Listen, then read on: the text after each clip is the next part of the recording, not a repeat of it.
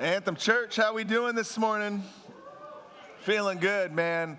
How about those guys this morning leading us in worship, man? That was unbelievable. So grateful for you guys stepping in on that. We're going to have some fun today. I want to read you our first verse of our text just to show you how much fun today is going to be. You ready? I'm going to let the text drive the funness. You're like, it's not a word. And I'm like, I just said it anyway. Romans 13:1 says, let everyone be subject to the governing authorities. See how much fun we're going to have today?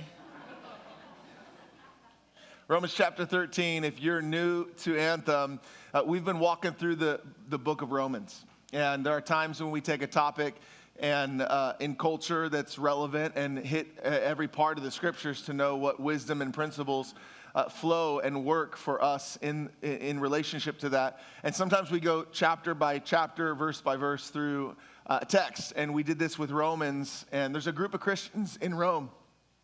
And it's important to know that Rome at this time is a hotbed for revolution. Because there's a constant struggle for power and authority in the early years of the Roman Empire. You can just Google different Roman emperors over the first century and you'll see it's a struggle. It's a power struggle from even predating into the era of BC. And in this process, the Christians must have asked the question over and over again, what's our relationship to the government? And what happens to us if we obey God, and in obeying God, then that we're a great threat to the government? And is there any point where we can actually, in civil disobedience, stand up for our faith? And what does this relationship look like? And over the course of the book of Romans, he's moving towards Romans chapter 13 in relationship to this conversation. And it's a really good text for us right now, as there's all different kinds of discussion about when is it right to be and step into a moment of civil disobedience. And we've got history, we've got an American history that when we were in it wasn't popular across the nation, the Civil Rights Act. But we look back on that and see just how beautiful that was for us to create freedom in our country, not just on paper, but in reality for everyone, from all creeds, all backgrounds. And yet at the time, it was Christian pastors in many cases that were blocking that civil rights movement. And so we've got to know as we study history, American history, but also the scriptures, we got to know what principles are unearthed for us to know what moment we're living in and what time we exist as a result of and what our response is in light of the government we're in. And Romans chapter 13 is the baseline. It is the foundation. And to set the scene, I'm reminded of 1 Samuel chapter 24. There's this interesting Old Testament story where there's a king with a crown on. His name's Saul, first ever king of Israel. In fact, the backstory behind it was that Israel was supposed to have God as their king, the God of Abraham, Isaac, Jacob, and Joseph. And he was supposed to show in display how he was greater than every other human king. But the Israelites eventually wanted a human king. And so Saul's the first one they pick. And it's fascinating because there's really three famous kings that follow thereafter. There's more than that, but there's three famous. One is Saul, who's picked because he looks the part. The second is David because he has a heart for the part. And the third is Solomon, who has a mind for the part. And all three show that despite the look, the heart, and the mind, they are not God. God is king. God is who should have been king of Israel. And yet, the Israelites looked at every other country and they had a human king. And so they, with their lack of wisdom, said, we want one of those. And Saul is anointed the first king of Israel. And what's fascinating is in the background, in the shadows, there's this young kid that slays a giant, and the people start wanting for him to have some level of authority, and yet also Saul is drifting further and further away from the heart of God. And so eventually David is anointed king, but there's this transition period where Saul is the king, David's the anointed king, and they don't have what we have: a peaceful transfer of power. And this would have been a threat to Saul. So Saul's response is to start throwing spears at David and eventually do everything in his power to kill David, who is a threat to his throne, because if he's the anointed king, the only way to stay king is you kill the anointed one.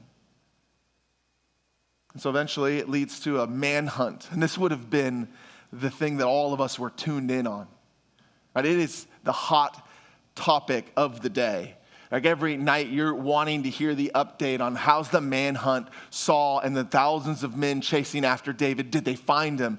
Did they find any of his men? Where is he? Where is it going? Has David survived? What is the future of our nation? For this story and how it unfolds will dictate the state of Israel.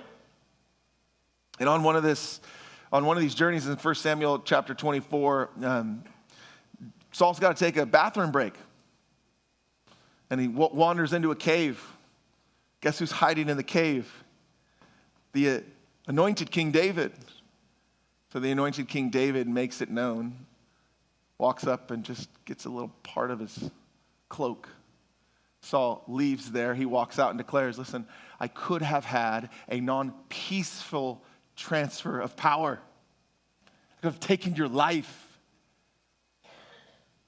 But in the spirit of Daniel 4:17, he says, listen, here's what I recognize. Even as the anointed future king of Israel, I recognize that the transfer of power is ultimately determined by God. Every piece of power is given to us by God, and I recognize that, and I will not harm or touch God's anointed. It's this powerful moment in the nation of Israel. Because it's different than everybody else. It's why the heart of David is still recognized today as a heart after God. And we come into this controversial subject matter. Some of us lean to the right, other of us lean to the left. I hope nobody on the far right or far left, because there's Looney Tunes on both sides there. But we come in this moment asking ourselves, what's our responsibility? As we exist in our own echo chambers, and those chambers get louder and noisier and seem to be more intense with every passing day, and the division in our country seems to be increasing, and we as a Christian come together and we worship, and all hands go up, and he steps back from the microphone, and we're singing about the same name, and yet what is the application of the worship of that name in this government, in this moment in time? Romans chapter 13. Let everyone... That includes which side of the aisle you're on. Left, you're part of everyone. The right, you're part of everyone. The rich, it's included in everyone. The poor, also included. Let everyone be subject to the governing authorities. So far, I don't like this verse. For there is no authority, listen, except that which God has established. Listen, he's not surprised. At the last election or the election before that, he wasn't like, what happened? I can't believe. Like, you may have been surprised at the election results. The polls may have been wrong, shocking, but he wasn't. We're supposed to be surprised on earth. But just because you're surprised and you worship a God who isn't surprised, it doesn't mean he is. He is very well aware. He's not asleep at the wheel. The authorities that exist have been established, end of verse 1, by God. Consequently, whoever rebels against the authority is rebelling against what God has instituted, and those who do so will bring judgment on themselves. I'm just reading from the text. Verse 3, for rulers hold no terror for those who do right, but for those who do wrong. Do you want to be free from fear of the one in authority? Then do what is right, and you will be commended, rather. Here's what he's establishing. You see there's assumption made. And the assumption is that the person in authority has a job to do. And it's a hard job to do. Anybody want to be president of the United States? I can barely handle a 14-year-old girl in my house, let alone a nation of people who disagree with me. Okay? It's a hard job. And their job, when they do it right, is that they hold people who do wrong accountable. Call that what? Justice. And it allows for the people who do right or exist in a society that as contributing citizens of that society for them to be free. And they have a job to do. And your bias, you know who you're biased towards? You. And so you have a PhD in justification, which means you can give a reason for why you do everything. And so can I. So there has to be an objective measure by which we hold people accountable to wrong and to right. And while societies have different rules on what is right and what is wrong, the Bible is saying that God has instituted people in power.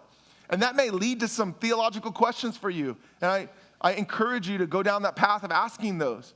But I would just tell you, according to Romans chapter 13, even the worst rulers of all, God wasn't surprised by.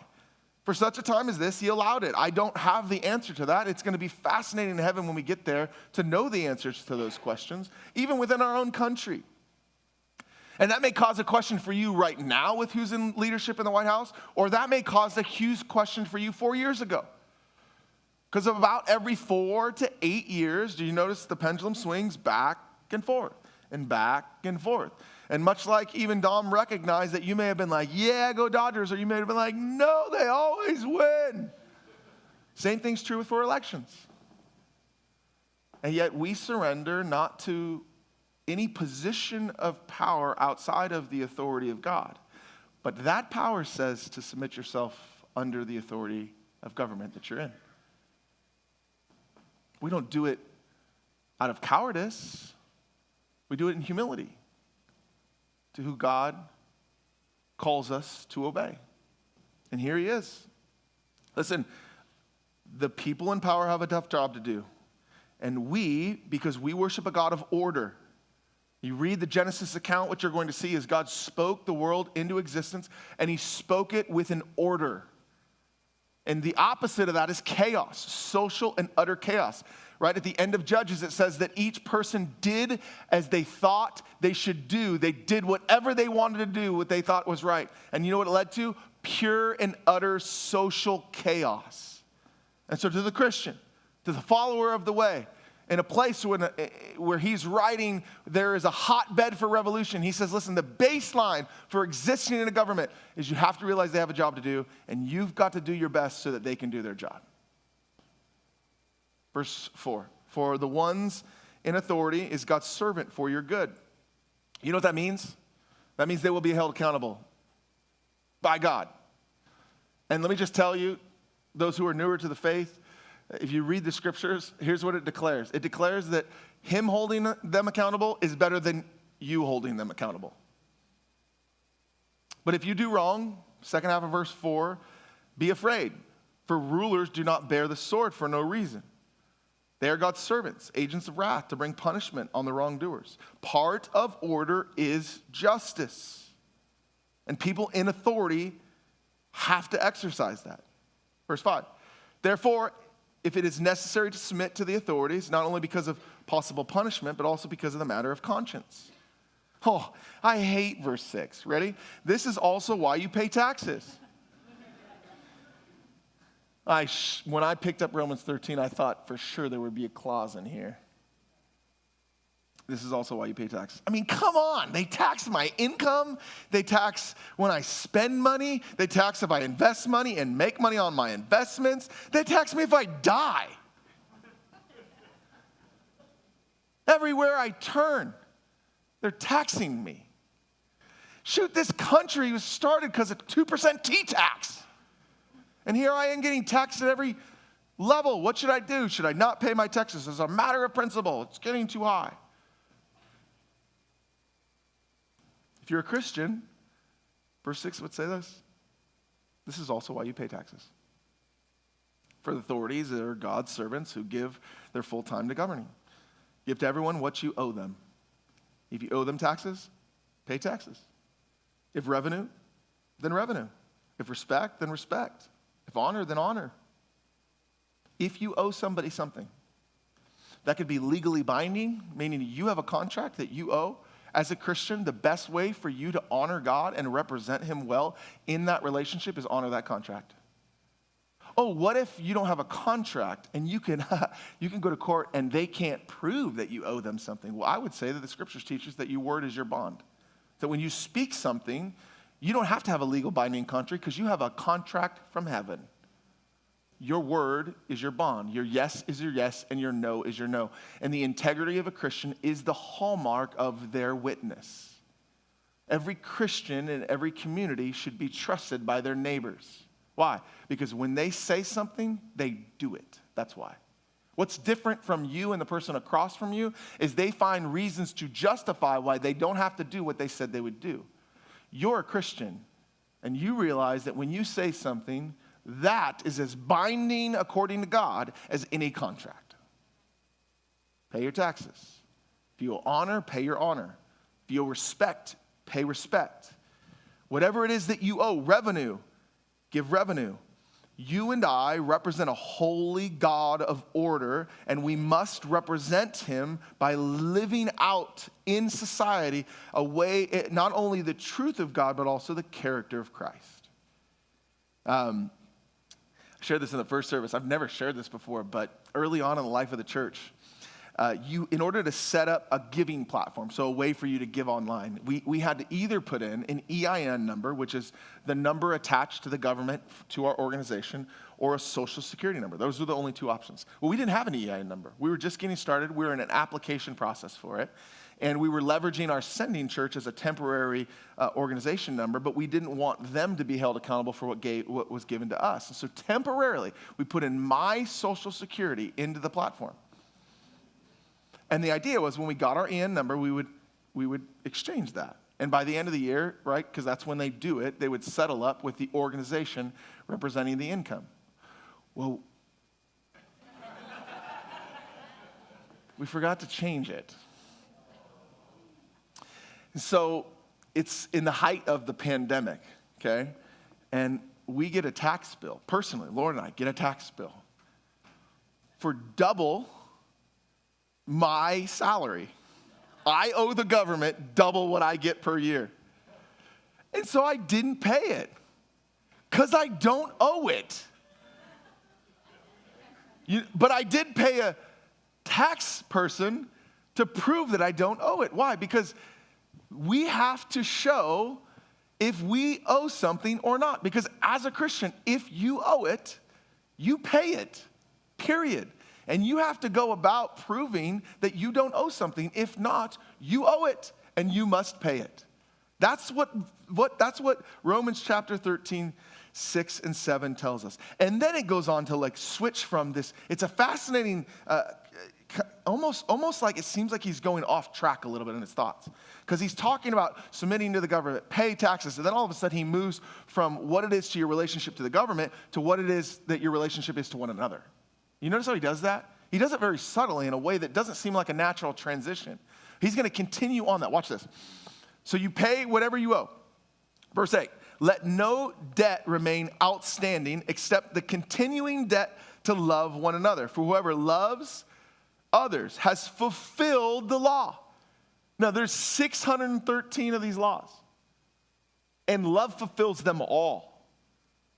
And so here's the new concept of fulfilling the law. The new concept of fulfilling the law is like, do I memorize all 613? Yeah, sure. If you're Hebrew and you want to study those laws and recognize where those laws come from and why they exist and the cultural realities of them, that's fascinating. But here's what I can tell you. According to the words of Jesus, which law is the most important law? He says all the laws hang on this command.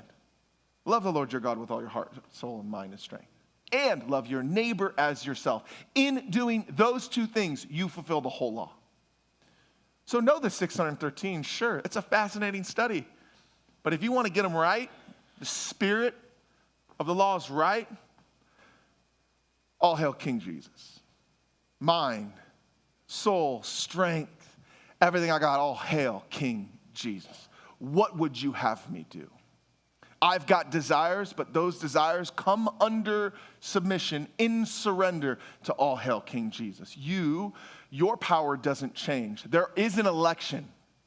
The tomb is empty and the throne is occupied. And it always has been and it always will be. And so temporarily, in different nations all over the world, God will give stewardship of power to which they're accountable, and you as a Christian must represent him by living and existing in that society. That's the charge of Romans chapter 13. And moving from the government to your individual responsibility to one another, here's what you will always owe. You owe a debt of love to one another. To the lowest person in society, you owe dignity.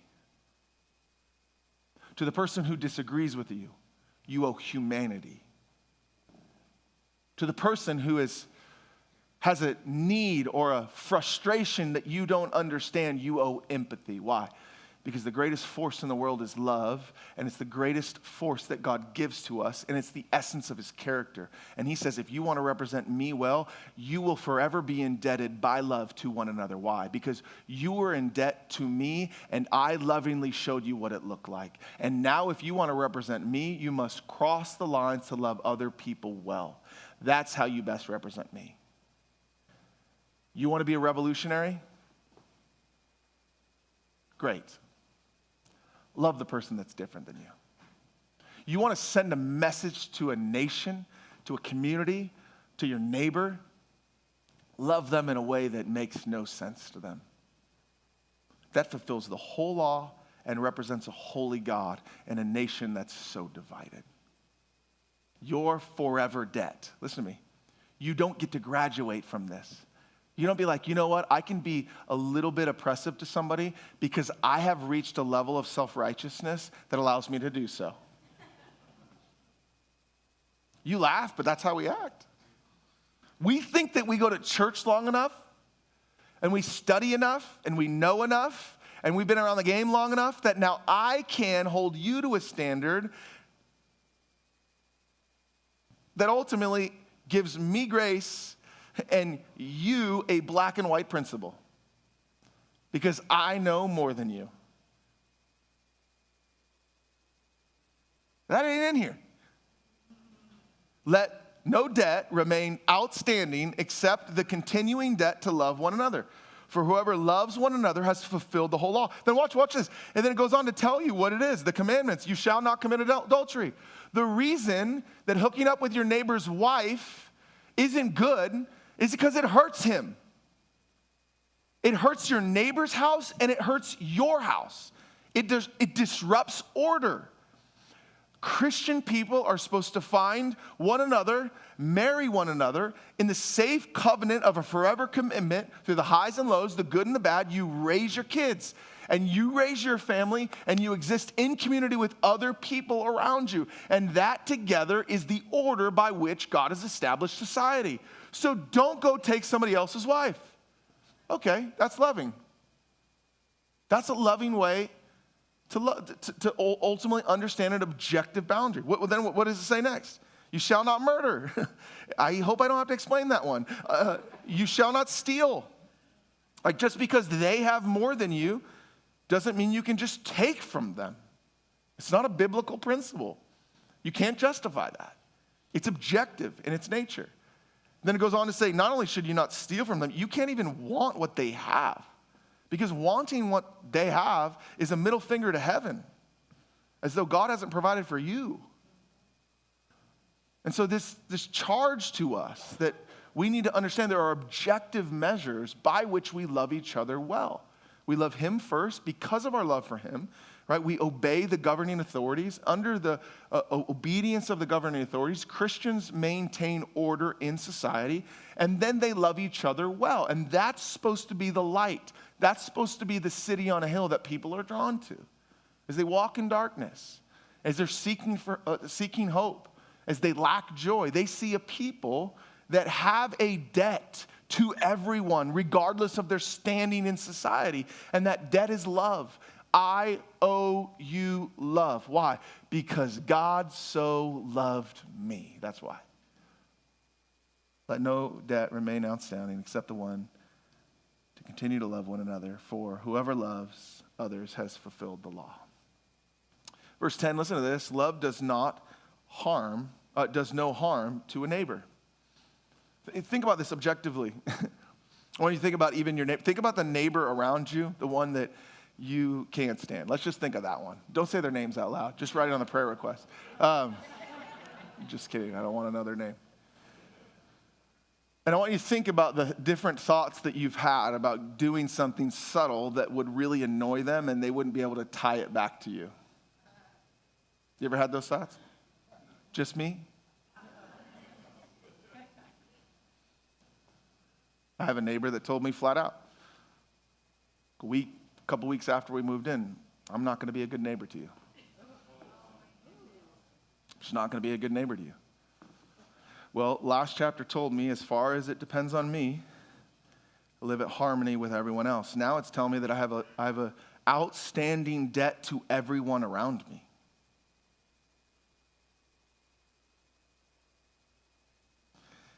Looks like even though he or she is not going to be a good neighbor to me, that I got a charge from heaven that I've got to figure out, as far as it depends on me, how to act in such a way that my neighbors receive blessing. Therefore, love is the fulfillment of the law. If you're taking notes, a couple things I want you to write down. Number one, obedience to leaders is obedience to God's order. Again, we're not obedient for the sake, for blind loyalty to men's sake. We're obedient for the Lord's sake. Christians honor authority as a part of honoring God. And submission is meant to reflect humility, not fear, compromise of conscience. Number two, pay what you owe. If you owe taxes, pay your taxes. Give to Caesar what is Caesar's. So Jesus, watch this. Jesus establishes that the government has a role, and you are to participate in that government. And as a participation in that government, you honor God. That's part of our witness. We honor God by doing what the government calls us to do. Taxes, we pay taxes. Respect, we pay respect. Honor, we pay honor. And finally, love is our only long-standing debt. Pay off your Discover card. Highly encourage it to you. You will live more free. Okay? Don't let MasterCard be your master. Don't let Visa be the one who drives your decision-making. Because you owe so much to them, you can't do what ultimately is best for your family. But you will never pay off the debt that you owe to one another. That is love. As we continue this, you may be asking yourself the question, is there any biblical example of not what you call in this sermon civil obedience? That's the name of this sermon, by the way. It's probably not your favorite sermon. We don't produce the title of the sermon in advance because this would have probably been a sermon that you're like, football sounds better. But are there examples of civil disobedience? And the answer is yes. Not only in our country, which we just already mentioned about the civil rights movement, but there are biblical examples of this. There are the exception to the rule. Romans 13 is the baseline rule, but there are exceptions to this. Think about the Hebrew midwives in Exodus chapter 1. When they ordered for the firstborn of every Hebrew family to be killed, what did they do? Did they say, we obey the government, we're going to go kill our firstborn? No, instead, one courageous woman decided to take a baby we now know to be Moses, put him in the river, he ends up in the palace, and that becomes the seed by which the Israelites are freed. And so there are moments in time where civil disobedience is the response to the government's charge. But let me ask you, is anybody asking you to kill your firstborn? Bueller? No? Okay, well, that one's out. What about the next one? Well, we also have a charge in Daniel 3 and Daniel 6. There's both Daniel is asked to worship King Nebuchadnezzar. There's some great names in Daniel, by the way. Like if you're searching, if you're pregnant and you're thinking about some names, just read the book of Daniel. I would highly recommend Nebuchadnezzar for at least a middle name. King Nebuchadnezzar is king, and he wants to be worshiped. He's deeply insecure. And he wants everybody to worship him. In Daniel 3 and Daniel 6, we have two separate examples, one with Daniel and one with Shadrach, Meshach, and Abednego. Also three names you could consider. And they both do not worship King Nebuchadnezzar. Why? Because all hail King Jesus. That's why.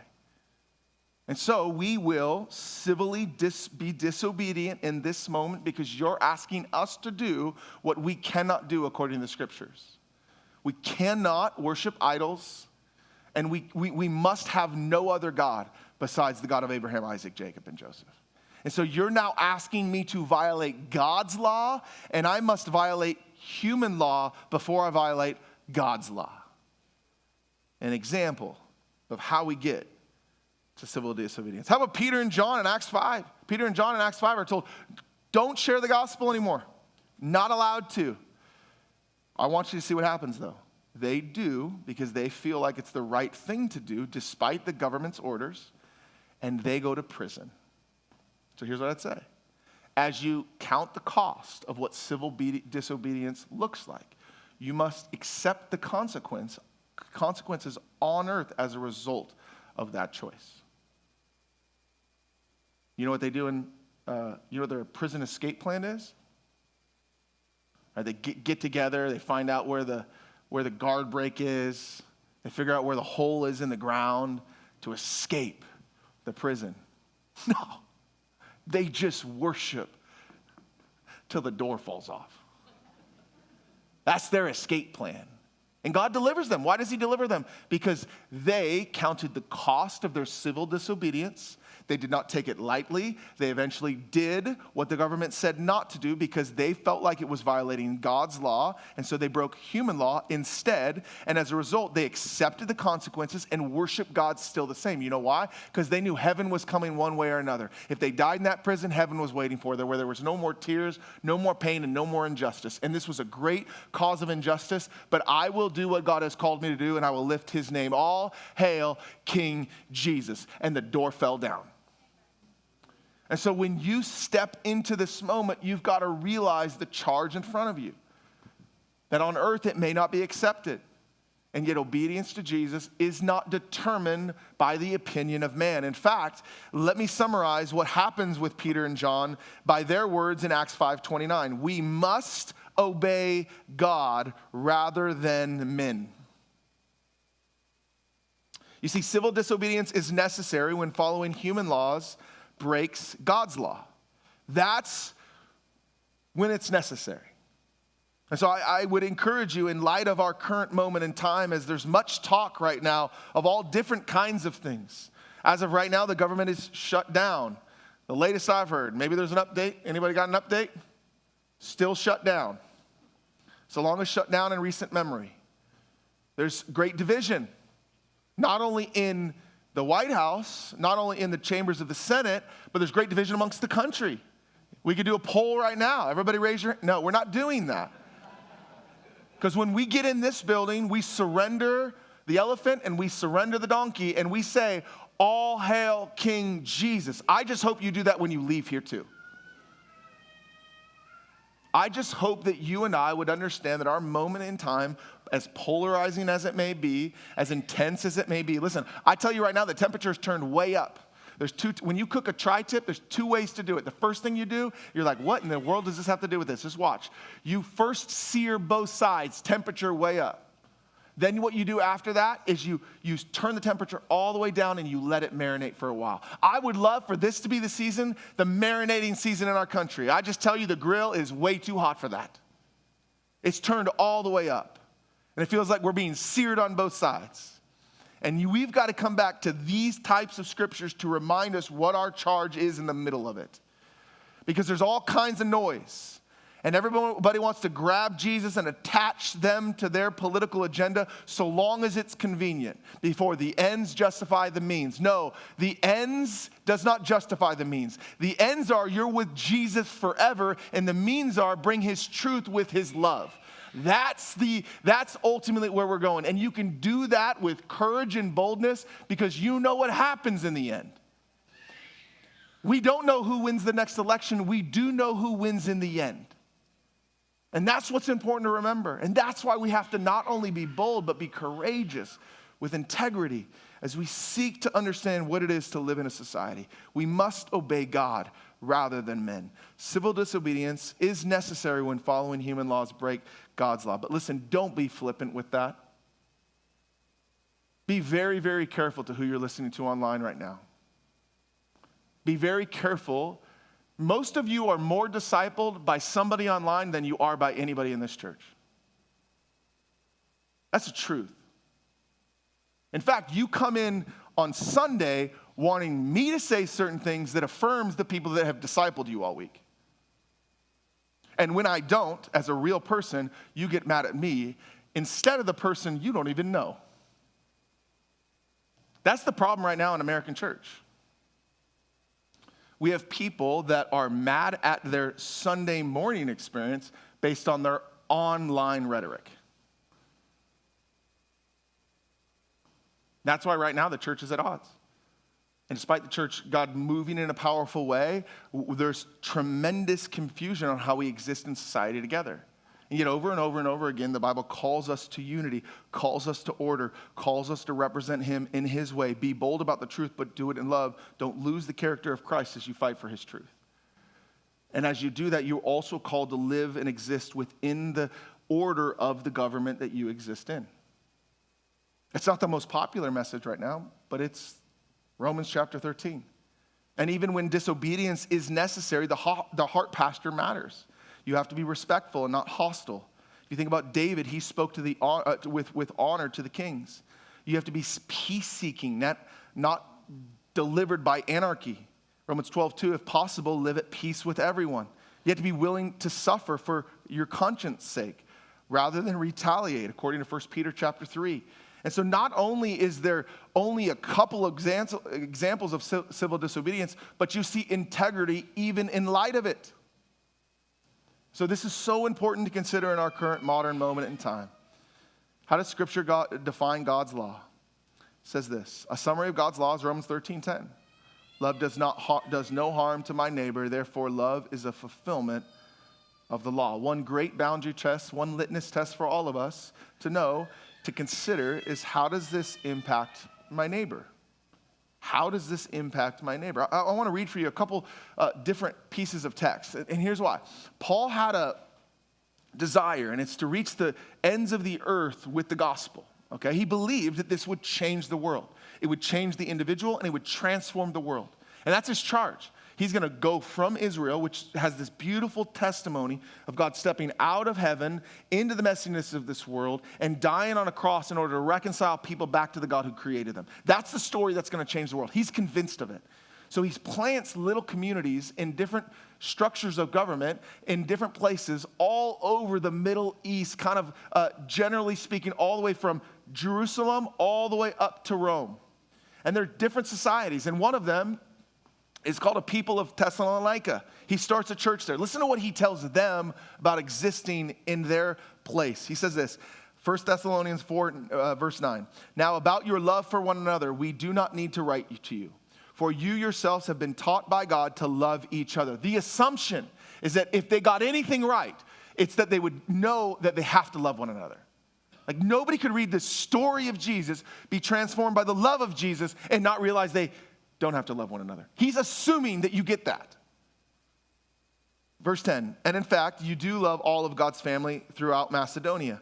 Yet we urge you, brothers and sisters, to do more and more, and to make it your ambition to lead a quiet life. You should mind your own business. Shoot, that's a word for America. And work with your hands, just as we told you, so that your daily life may win the respect of outsiders, and so that you will not be dependent on anybody. He says, listen, if you don't owe anybody anything except love, and you work with your hands and establish your position in society, and you're not having to make any compromises along the way, because you can ultimately say, all hail King Jesus, and you don't owe debt to anyone because you pay off your debts. And then you live freely, and in that freedom, you ultimately pay everybody love and respect and dignity, regardless of their standing in society. And you do that over the period of your lifetime. What Paul is saying to the people in Thessalonica, watch how people respond. Those who are drawn to you are drawn to the character of Jesus. And when they're drawn to the character of Jesus, you tell them about him. Because you will look like nobody else in your community. That's the charge of what it is to have a marathon of ministry in your everyday life. Number two, you must understand that wisdom considers the time in which it lives. This on your note sheet, the third to last point. Wisdom considers the time in which it lives. One of the interesting things about the ministry of Paul, and you could see it in Romans chapter 13, is there's this sense of urgency that he's living in. He believes that the time is near. Listen to verse 11 and do this. Understanding the present time, the hour has already come for you to wake up from your slumber.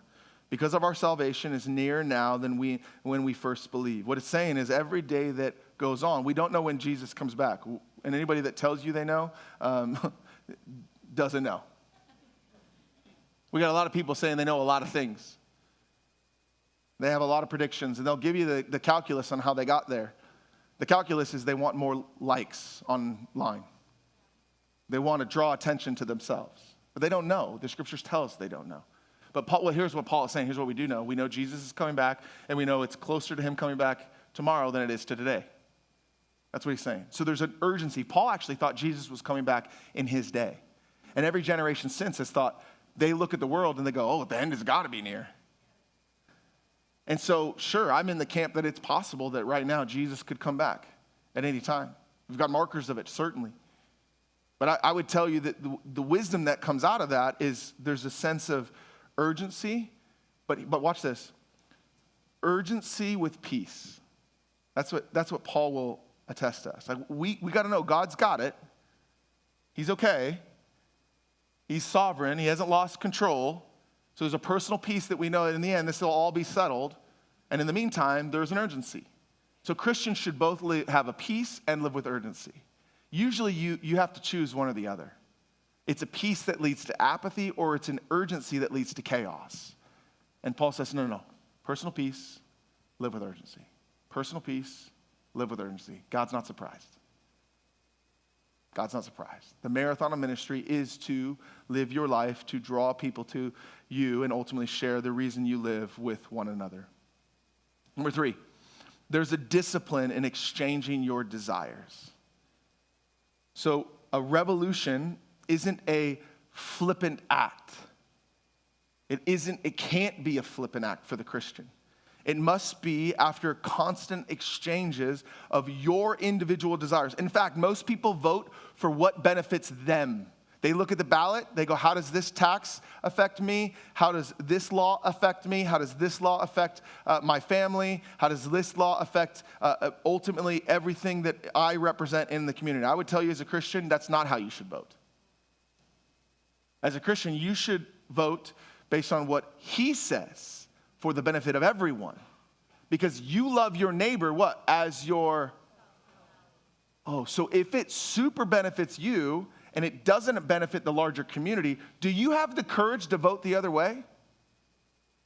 Follower of Jesus, do you have the courage to vote the other way? You want to be a revolutionary?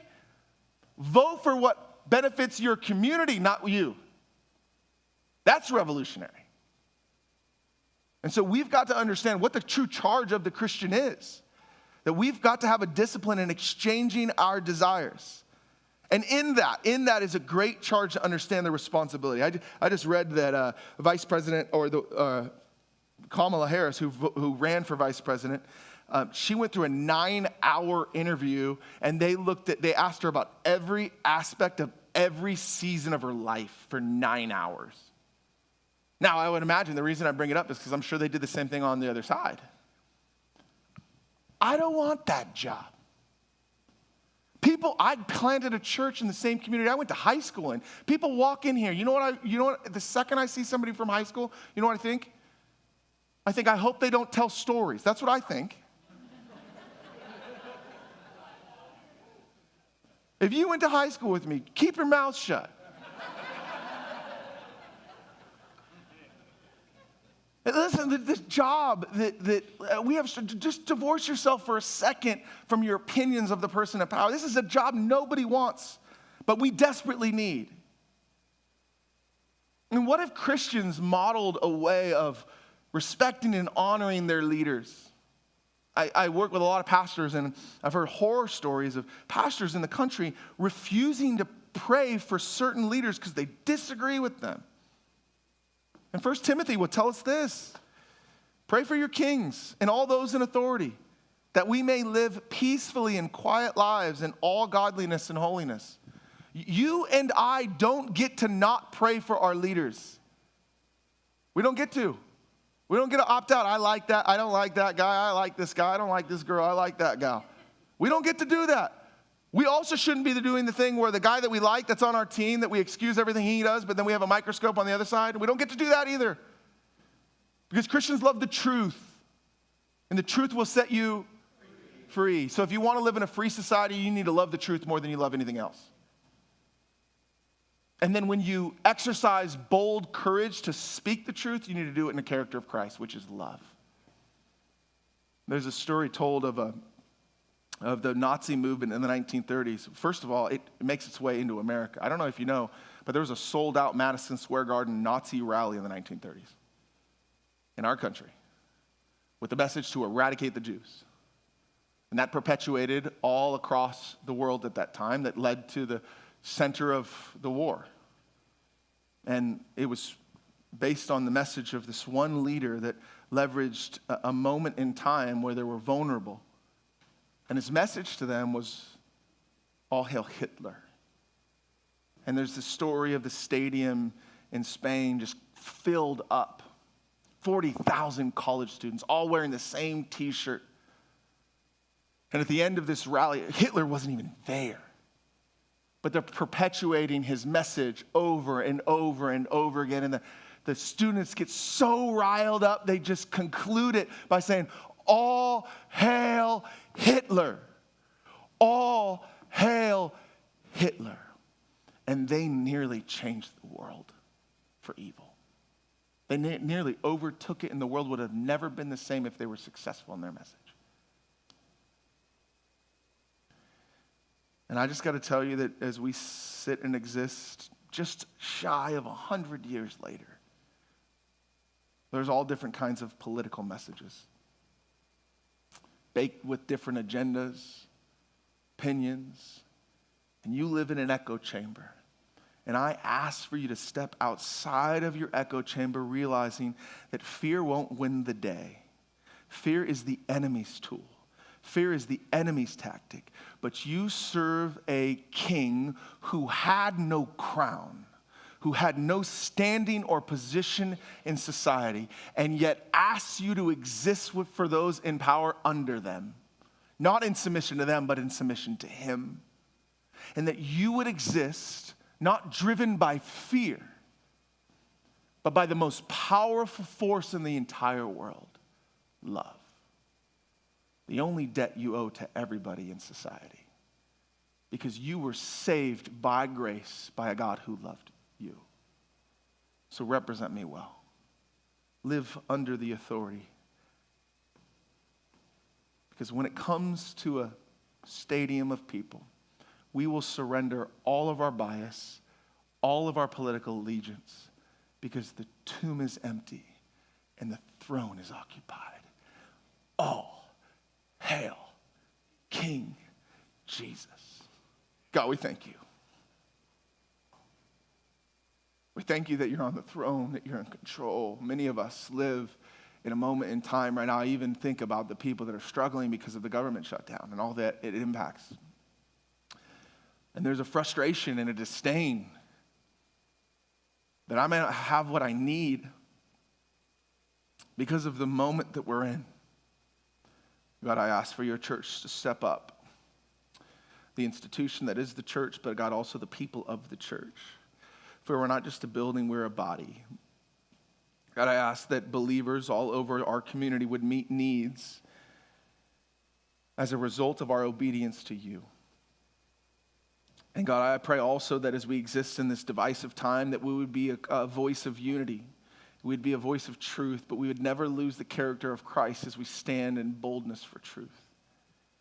God, that our lives would be a marathon of ministry as we seek to love those that are like us, that are pray for the ones that come against us, and ultimately set an example of what relationship looks like for everybody in society. God, you are a God of order. We see that in the Genesis account, but sin has disrupted the world. It's disrupted our lives. And we're in desperate need of pointing to you, God, but the witness of our lives builds the credibility of that witness. So I ask in this moment in time, 2025 in America, God, you know each one of our hearts. You know who of us needs to be encouraged, emboldened, convicted, welcomed in, challenged. The needs across this room vary. God, there are people that don't even know what they need. But God, you're a living God. And you're here in this place. You speak to your people. Call us your kids. You care about what burdens our hearts, what dominates our minds.